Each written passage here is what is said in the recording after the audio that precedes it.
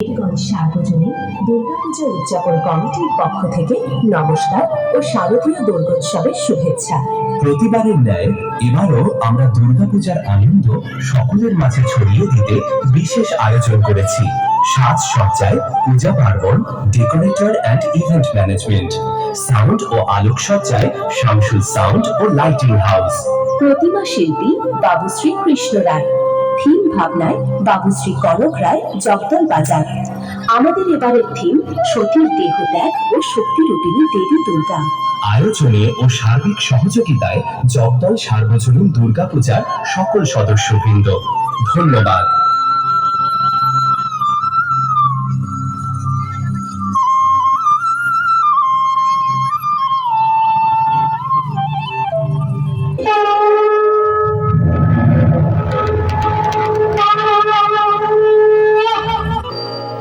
প্রণাম দেবাদিদেব।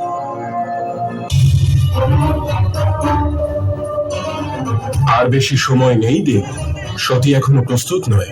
যে পরিণাম আমরা পেতে চাই তার জন্য শীঘ্রই কিছু করতে হবে। সতী খুব শীঘ্রই তার সাধনা আরম্ভ করবে না।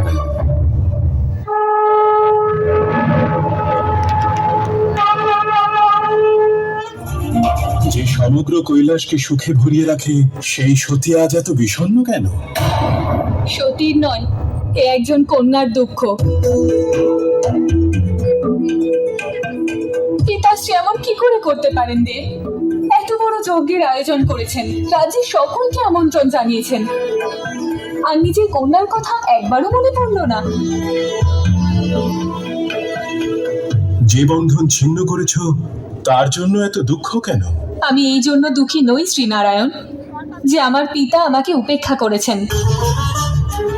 আমার দুঃখের কারণ হলো শ্রীদেবের এক অন্যতম অংশ আমার স্বামীকে আমন্ত্রণ না জানিয়ে পিতা ওনাকে অপমান করেছেন।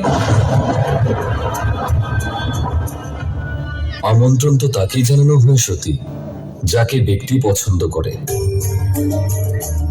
প্রজাপতি দক্ষ যখন আমায় পছন্দ করেন না, তখন আমার অপমান কিসের? কিন্তু এ তো আমার অপমান দেব। আমি ওনার কন্যা, ওনার রক্ত, আর আপনি আমার স্বামী।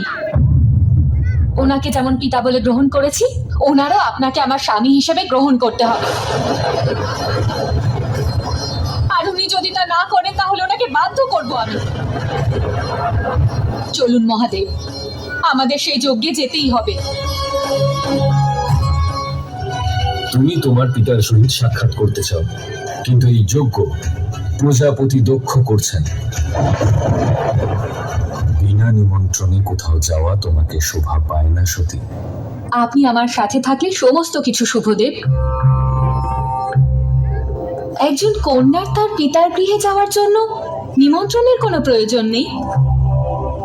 তোমাকে আহ্বান না করা পর্যন্ত তোমার যাওয়া উচিত নয় সতী।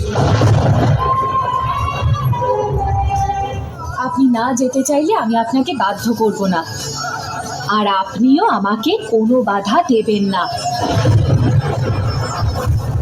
আমার দিব্যি রইল মহাদেব, না আপনি আমায় বাধা দেবেন আর না আপনি আমার কাছে আসবেন ততক্ষণ, যতক্ষণ না সত্যি নিজে আপনাকে ডাকছে।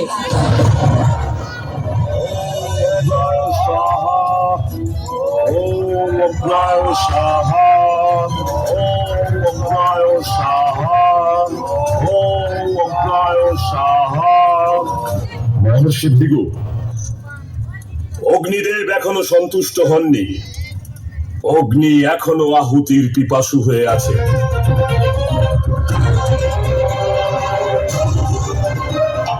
যাই হোক না কেন,